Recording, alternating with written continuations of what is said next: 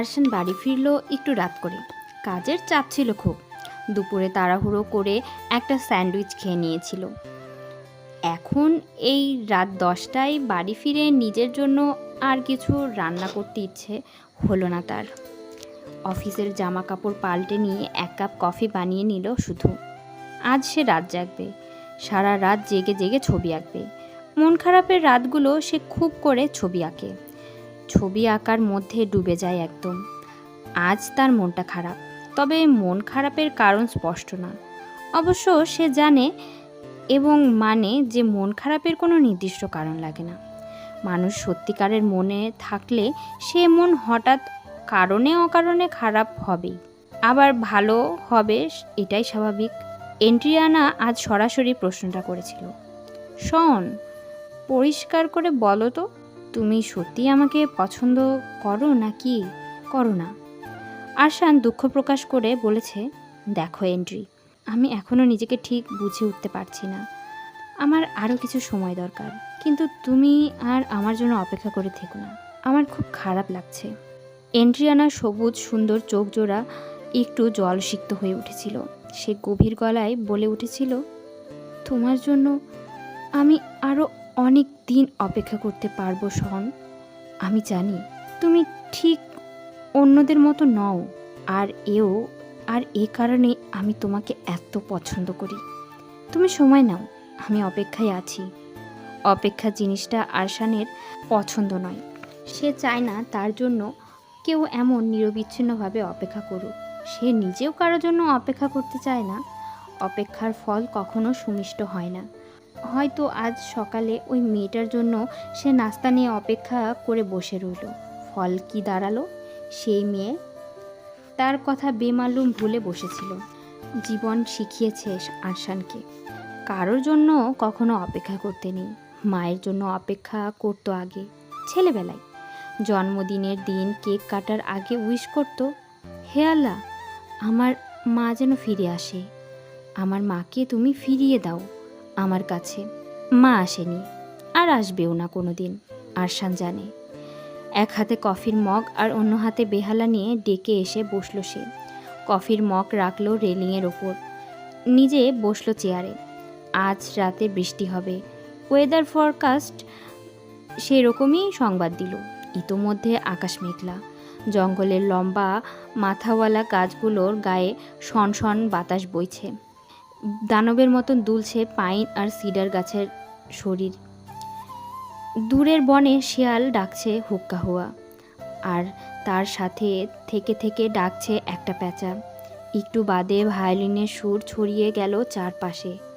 ব্যাকুল সেই মন করা সুর বৃক্ষরাশির লতা পাতা ভেদ করে ছড়িয়ে পড়ল অরণ্যে, আকাশের মেঘের কিনারায় কিনারে, রাতের পাখিদের দুয়ারে দুয়ারে।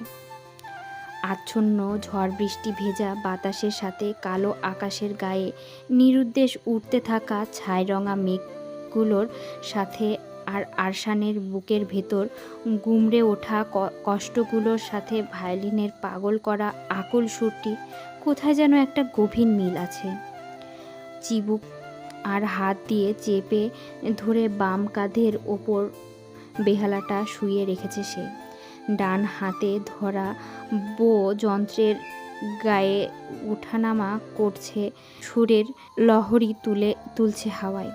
উতাল হাওয়া দাপিয়ে বেড়াচ্ছে তার মাথায় ঘাসের মতো ছোট করে ছাটা মসৃণ চুলগুলোতে। তার চক্ষু দুটো বোচা, মুখের ভাঁজে ভাঁজে এক ধরনের ব্যগ্রতা। ঠিক সেই মুহূর্তে তার বহু দিনের চেনা পুরনো একান্ত নিজের নৈশব্দ ভরা স্থানটিতে সে অন্য একজন দ্বিতীয় ব্যক্তির উপস্থিতি টের পেল। ডেকের কিনারা ঘেঁষে দাঁড়িয়ে আছে আগন্তুক। আরশানের হাত থেমে গেল সুর। তারপর শুধু বাতাসের সাই সাই, শেয়ালের হুক্কা হুয়া আর দুটি মানুষের নিবিড় শ্বাস প্রশ্বাস। কি চাই? বেহালা কাঁধ থেকে নামাতে নামাতে আরশান শুধালো আগন্তুকের দিকে না তাকিয়ে নিস্তরঙ্গ গলায়, আপনি সবসময় এত রুক্ষভাবে কথা বলেন কেন? আমি এমনই। এমন কেন আপনি? উত্তরটা জানা নেই। ভেতরে যান, অনেক রাত হয়েছে। আপনি মানুষটা খুব অভদ্র। জানেন যেহেতু, তাহলে কেন বারবার যেচে পড়ে কথা বলতে আসেন অভদ্র মানুষটার সাথে? সকাল কিছু বলল না প্রত্যুত্তরে। কয়েক কদম হেঁটে দু ধাপ কাঠের সিঁড়ি ভেঙে উঠে আসলো ডেকের উপরে। আরশান চেয়ার ছেড়ে উঠল, দাঁড়ালো সকালের মুখোমুখি। অন্ধকারে চোখ মুখ কিছু ঠিক মতো দেখা যায় না, আশেপাশে কোথাও কোনো আলো নেই। হঠাৎ হঠাৎ শুধু চোখে পড়ে একটা দুটা উঠতে থাকা সবুজ ডানার প্রজাপতি। একটু বাদেই ঝমঝমিয়ে বৃষ্টি নামবে, জোনাকিরাও আর উড়বে না বেশিক্ষণ। আপনি না দেখেই কিভাবে বুঝলেন যে আমি এসেছি? অন্য কেউ তো হতে পারত। এ সময় কেউ আসে না আমার কাছে, মুখে বলল আরশান। কিন্তু সত্যি তো, কি করে চোখ তুলে না দেখেও চিনে ফেললো সে মানুষটাকে? তার অবচেতন মন কি কোনো একভাবে জানতো যে মেয়েটা আসবেই? নিষেধ আছে নাকি? হ্যাঁ, বলতে পারেন এক রকমের নিষেধ আছে। ও, নিষেধাজ্ঞা অমান্য করে ফেললাম তাহলে? করলেন তো। 3 নাম্বার অপরাধটাও করে ফেললাম। আপনার কাছে করা আমার অপরাধের মাত্রা দেখি সীমা অতিক্রম করে ফেলছে। আরশান ভ্রু কুঁচকে কথাটার অর্থ উদ্ধার করার চেষ্টা করলো। তারপর তাচ্ছিল্য গলায় বলল, কী বললেন? কোনো সেন্স মেক করলো না তো আপনার কথাটা।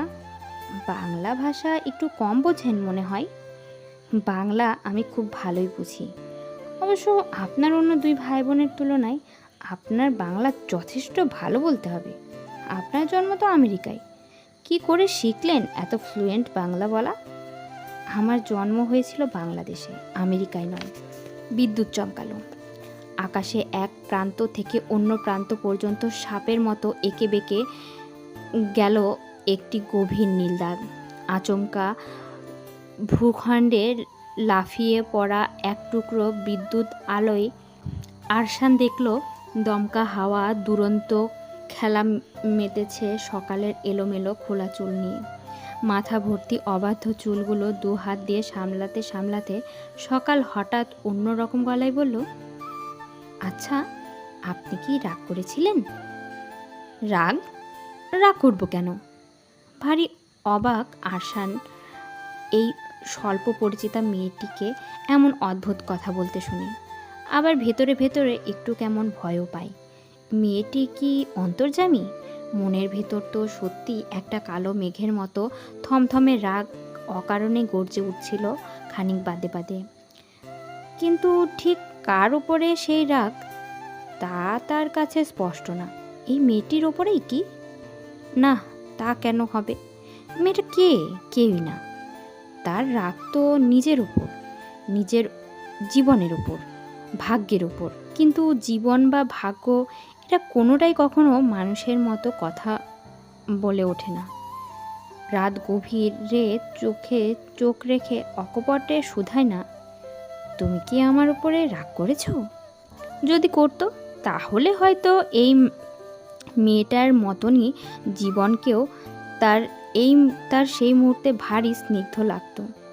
হ্যাঁ, স্নিগ্ধই তো লাগছে তার সকালকে এখন। অথচ খানিক আগেও মেয়েটির প্রতি তার ছিল চরম বিরক্তিভাব।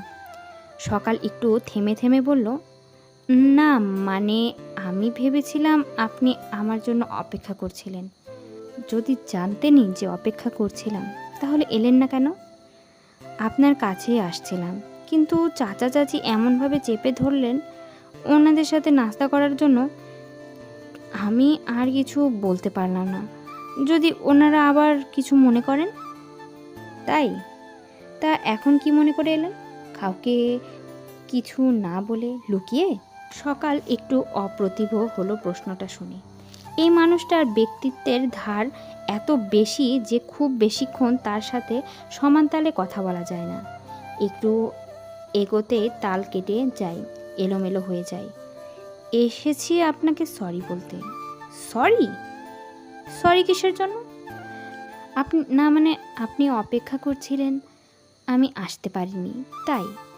আরশানের ঠোঁটে একটা বাঁকা হাসি ফুটে উঠল, ওই অহংকারী গায়ে জ্বালা ধরানো হাসিটা।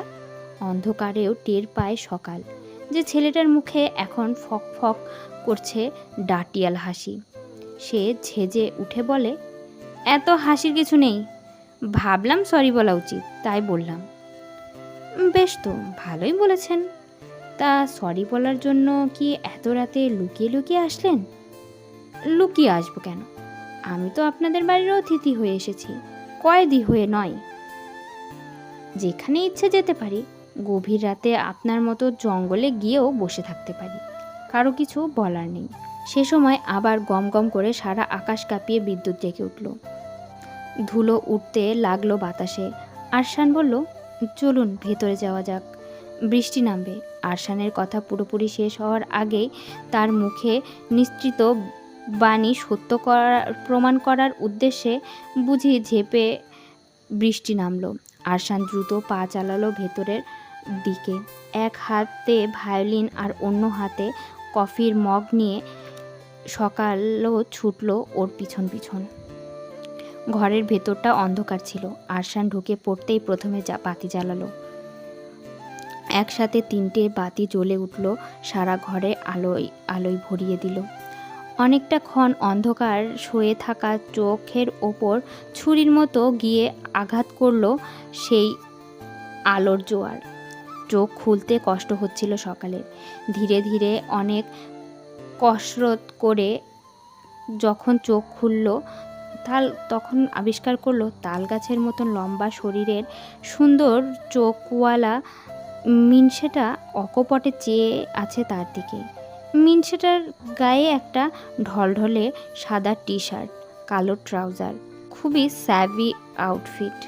তবুও ভালো দেখাচ্ছে তাকে, এত ভালো যে বুক কেঁপে যায়। অতএব ওই চোখের সামনে দাঁড়িয়ে সকাল বড়বারের মতোই অস্বস্তি বোধ করতে লাগলো। কি করবে কি বলবে বুঝে উঠতে পারছিল না। বসুন, আরশান বলল। সকাল চারিদিকে চোখ বলিয়ে নিল একবার। ঘরটা বেশ বড়, অনায়াসে 2 সেট সোফা আর 4টা চেয়ার আর 4 চেয়ারের ডাইনিং টেবিল এঁটে যাবে। টেবিলের পাশে রয়েছে ফ্রিজ, তার পাশের দেয়ালে মাইক্রোওয়েভ কফি মেশিন, ধোয়াধুয়ি করার জন্য একটা সিঙ্ক আছে। সকাল দেখে শুনে বিজ্ঞ গলায় বলল, বাহ, বেশ ভালো তো দেখছি আপনার সংসার। শুনে আরশান একটু দুর্বোধ্য হাসলো। সংসার বলতে আসলে আমরা কি বুঝি? গৃহ সাজিয়ে রাখা আসবাব আর টুকিটাকি জিনিসপত্র, নাকি পারস্পরিক ভালোবাসা? সংসার কি আসলে বস্তুগত নাকি ভাবগত, দৃশ্যমান নাকি অদৃশ্য? ভালোবাসার কেউ না থাকলে একা একা কি সংসার হয়? হয়তো হয়, হয়তো না, নিশ্চয়ই হয়। ঠিকই বলেছে মেয়েটা। এটা একরকম তার সংসারই বলতে গেলে, তার একার সংসার। সোফায় বসলো সকাল, বসলো আরশানও। সকালের মুখোমুখি বলল, এখন বলুন, কি যেন বলছিলেন? নিজের অজান্তেই একটা ঢোক গিলল সকাল। অন্ধকারে কথা বলা সহজ কাজ ছিল, যেমন ইচ্ছে বলা যাচ্ছিল। কেউ কারো মুখের ভাব টের পাচ্ছিল না। এখন ফকফকে আলোর নিচে সামনাসামনি বসে মেয়েটার চোখে চেয়ে কথা বলতে গিয়ে কেমন অস্বস্তিতে কাটা হয়ে রইল সে। না, বলছিলাম যে এমন কিছু না, মানে আমি সরি। সেটা তো বললেন একবার। হ্যাঁ বলেছি, বলেই তো ফেলেছি। সো আমতা করলো সকাল। আর কিছু বলার নেই? না, আর কি বলার থাকবে। বেশ, বলে ঠোঁট টিপে একটা অদ্ভুত মুখভঙ্গি করলো আরশান। পায়ের ওপর পা তুলে হেলান দিয়ে আরাম করে বসলো সোফায়। তারপর পা নাচাতে লাগলো আর ভারী মনোযোগ দিয়ে সকালকে দেখতে লাগলো। সকালের চুল, চোখ, ঠোঁট, গায়ের জামা, একটা সময় সকাল বিরক্ত গলায় বলে উঠল, এইভাবে কি দেখছেন? আপনাকে? আমাকে এত দেখার কি আছে? তাছাড়া আর কি দেখব? এটা আমার বাসা, এখানকার প্রতিটা জিনিসই তো আমি রোজই দেখি। নতুন জিনিসের মধ্যে আপনি আছেন, তাই আপনাকে দেখছি। এভাবে দেখতে হয় না। কে বলেছে? কে আবার? ভদ্রতা বলে একটা কথা আছে না? অভদ্রতার কি দেখলেন? ও আচ্ছা, একটু অভদ্রতা করলে তাহলে আপনার সাথে। ও আচ্ছা, একটু ভদ্রতা করি তাহলে আপনার সাথে। কি খাবেন? চা না কফি বা অন্য কিছু? ডিনার করেছেন? সকাল মুখ নামিয়ে বলল, না। কেন? বাড়ির অতিথি না খেয়ে আছে, এটা ভাবতেই তো খারাপ লাগছে। খাননি কেন?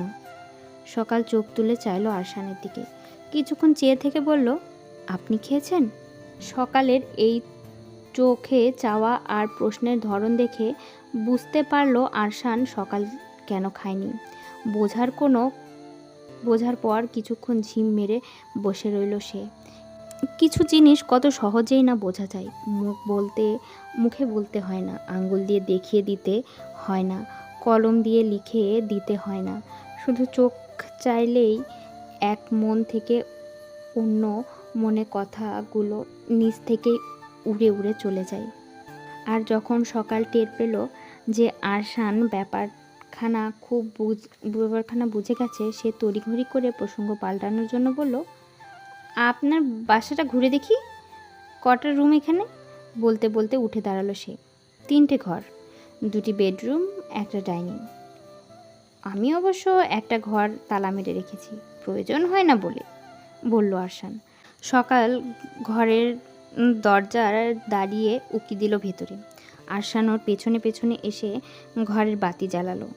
বাতি জ্বালাতে ঘরের দেয়ালগুলি যেন ঝলমল করে কথা বলে উঠল। সম্মুখের দেয়াল জুড়ে গভীর এক হলদে পাতার বনের মাঝে একটা বাদামি চামড়ার লম্বা শিংওয়ালা ঘাড় উঁচিয়ে দাঁড়িয়ে আছে মায়াবী চোখ মেলে। ডান দিকের দেয়ালে শাখা প্রশাখা মেলে দাঁড়িয়ে আছে একটা চেস্টনাট ট্রি। গাছের ডাল থেকে ঝুলছে একটা ঝুলনি। সেই ঝুলনে কোনো মানুষ নেই, আছে একটি কবুতর। রানীর মতো বসে দোলনায় দুলছে আর দোল খাচ্ছে। ছাই রঙের পাখনাওয়ালা কবুতরটি। ছবির নিচে ইংরেজিতে লেখা, painting from nature is not copying the object, it is realising one's sensations. তার উল্টো দিকের দেয়ালে নানা রঙের নকশা তোলা। মনে হচ্ছে ইচ্ছে মতো রংধনুর 7 রং ঢেলে দিয়েছে। সব রং মিলে মিশে তৈরি হয়েছে একটি উঁচু মানের চিত্রকর্ম। 4 নাম্বার দেয়ালে ঘরের প্রবেশের দ্বারের পাশে পরপর লাগানো আছে 3টি ছবি। প্রথম ছবিটি ভ্যান গগের আঁকা স্টেরি নাইট। দ্বিতীয়টি এবং তৃতীয় ছবিটি সে চিনে নিতে পারল না। ঘরের ভেতরে একটা বিছানা আর পড়ার টেবিল ছাড়া কোনো আসবাব নেই। দেয়ালের চিত্রকর্মগুলো ঘরটা একদম আলাদা সৌন্দর্য এনে দিয়েছে। সকাল মুগ্ধ হয়ে বলল, এগুলো কে এঁকেছে? আরশান দরজার পাশে দেয়ালে টাঙানো ছবিগুলোর দিকে ইঙ্গিত করে বলল, ভিনসেন্ট ভ্যান গগ, পাবেলো পিকাসো, সালভাদর ডালি। অয়েল পেন্টিংগুলো, ওগুলো কার আঁকা? আমার, আরশান বলল। ওয়াও আরশান, আপনি একজন শিল্পী, সত্যিকারের শিল্পী। বলে হরেক রঙের ছোপওয়ালা দেয়ালটার সামনে এসে দাঁড়িয়ে বললে, এই ছবিটার কি কোনো বিশেষ অর্থ আছে? যে যার ইচ্ছে মতো অর্থ বের করে নিতে পারে। আপনি এঁকেছেন কী ভেবে? অজানাকে এঁকেছি, যা আমি জানি না, যা আমি দেখিনি কখনো, যা আমি ভাবিনি কখনো, এমনকি আমার নিজের মনের ভেতরের যে অংশটাকে আমি বুঝতে পারি না, ধরতে পারি না, সেই ধরা ছোঁয়ার বাইরেই জগৎটাকে এঁকেছি। অজানাকে আঁকতে গেলেন কেন? জানা জিনিসের কি অভাব পড়েছে নাকি দুনিয়ায়? প্রশ্ন শুনে আরশান একটু দুর্বোধ্য হাসল, বিড়বিড় করে বলল, the mind loves the unknown, it loves images whose meaning is unknown, since the meaning of the mind itself is unknown.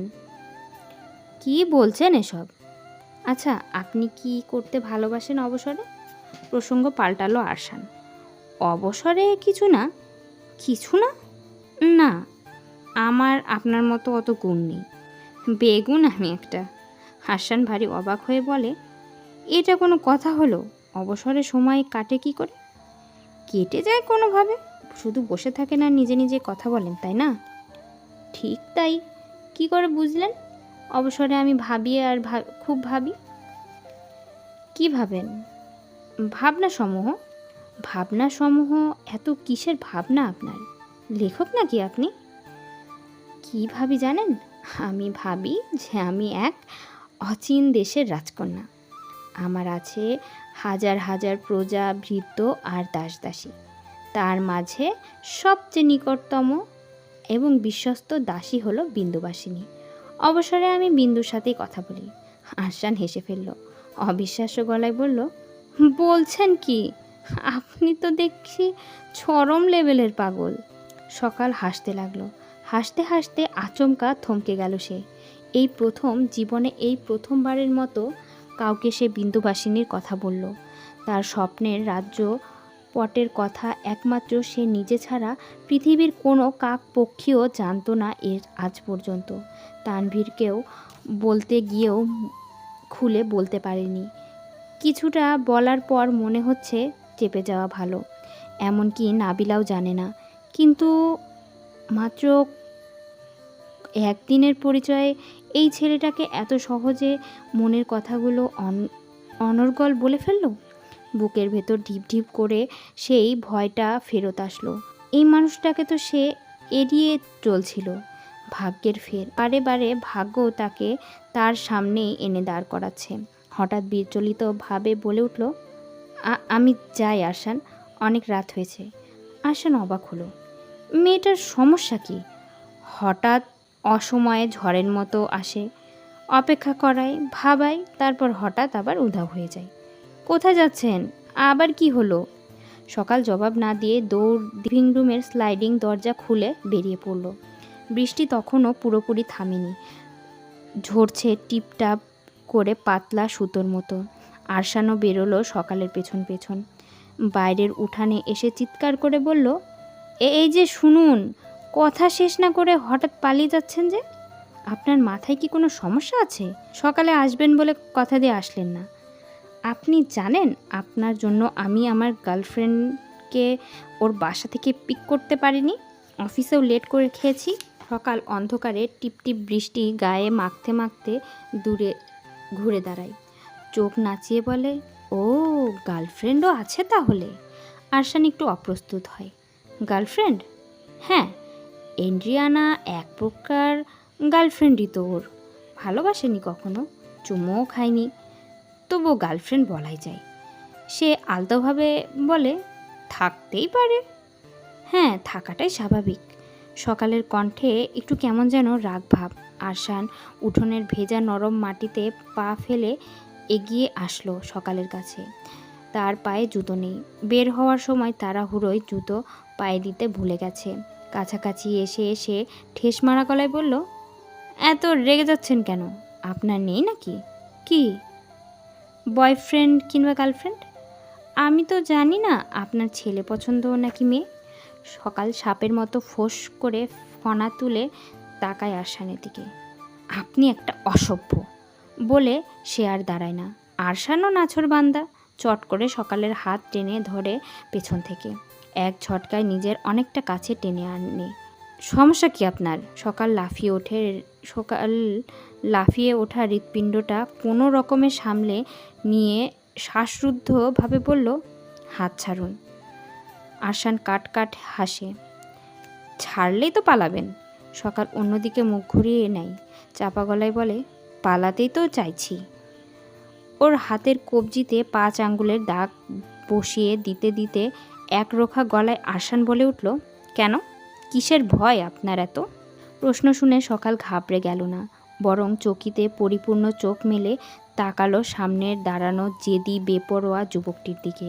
সে নিজেও জানতে চায়, বুঝতে চায়।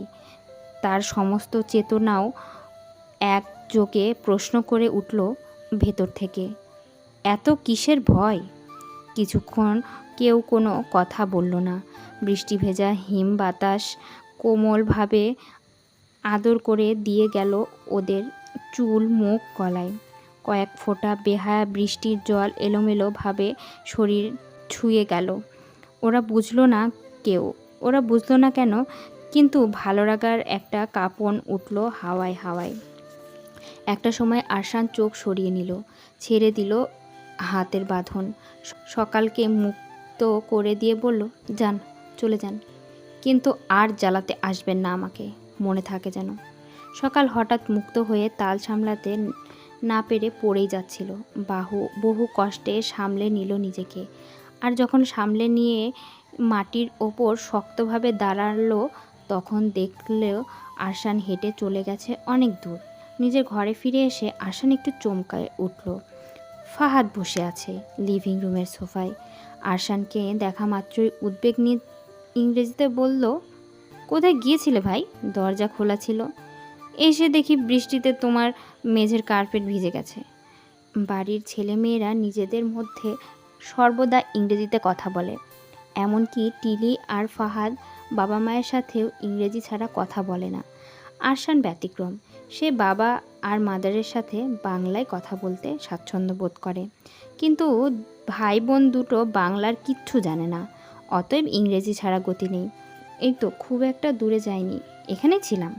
এরপর স্লাইডিং ডোরটা ভালোভাবে সময় নিয়ে বন্ধ করতে করতে বলল, তোমার খবর কি হঠাৎ এত রাতে?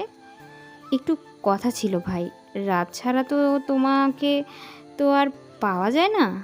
আজ আমার ঘুম আসছিল না, তাই ভাবলাম এই সুযোগে তোমার সাথে কিছু জরুরি কথা সেরে ফেলি।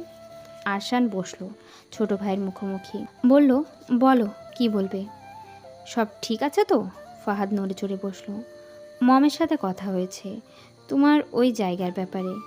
আমি তাকে রাজি করিয়েছি, স্যান্টেলির জায়গাটাই আপাতত ডে কেয়ার হবে। কিন্তু ভাই, তুমি তো মমকে চেনো, তার ঝামেলাটা অন্য জায়গায়। সে জানতে চায় জঙ্গলের ভেতরে ওই প্লেসটাই তুমি আসলে কি করো। এত বড় একটা প্লট ইউজলেসভাবে ফেলে রাখা ঠিক হচ্ছে না, এটাই ওনার বক্তব্য। আরশান একটা হতাশ নিঃশ্বাস নিয়ে বলল, this is all bullshit, YONO.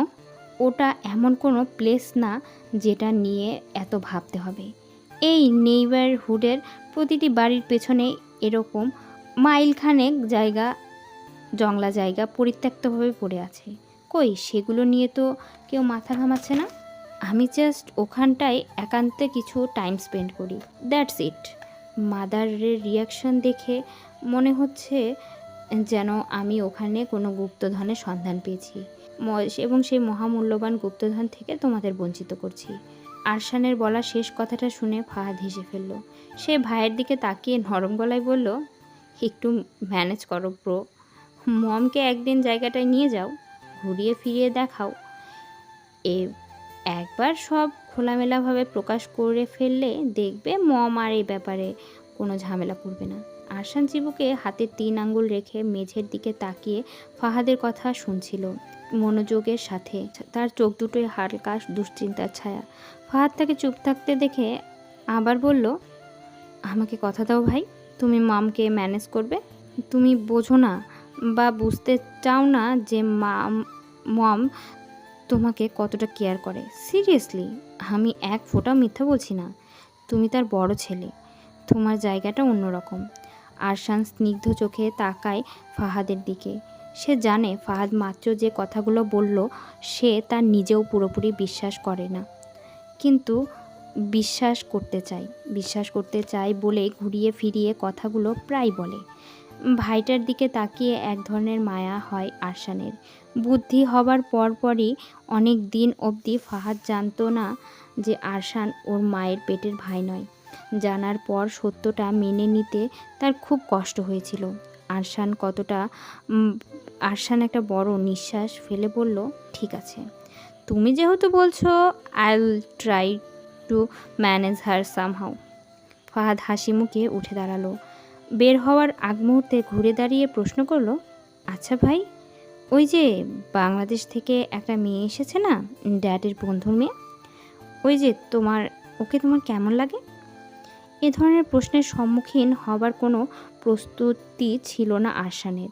সে জানে তার ছোট ভাইয়ের ব্যক্তিগত জীবনে বেশ কিছু মেয়ের আনাগোনা আছে, কিন্তু কখনো কোনো মেয়েকে নিয়ে তাদের ভেতরে কথা হয়নি, আলাপ আলোচনা হয়নি। একটু বিষম খেলো সে প্রশ্নটা শুনে। কেমন লাগবে আবার? নর্মাল, নাথিং স্পেশাল, বাট একটু পাগল ছাগল আছে। সব মিলই খারাপ না। কেন জানতে চাইছো? খারাপ না বলছো? হ্যাঁ, তাই বলছি। কিন্তু কেন এই প্রশ্ন করলে? ফাহাদ আর কথা বাড়ায় না, লাজুক হেসে বলে, অন্য একদিন বলবো। ফাহাদ চলে যাওয়ার পর আরশান কিছুক্ষণ ঝিম মেরে বসে রইল। কাকে কার কী রকম লাগবে এই অনুভূতিগুলো আসলে আপেক্ষিক। জগতের প্রতিটি বস্তুরই খারাপ ও ভালো দিক আছে, নির্ভর করে তার চোখ কী রকমভাবে দেখতে চাইছে তার উপর। দেখার জিনিসগুলো একই থাকে, বদলে যায় শুধু মানুষের দৃষ্টিভঙ্গি। তার এই 28 বছরের জীবনে সে কম মেয়ে তো দেখল না, এদের অনেককেই চোখে ধরেছে, সুন্দর লেগেছে। তার ভেতরে একটা শিল্পীর মন আছে, সৌন্দর্যের দাম দিতে সেও জানে।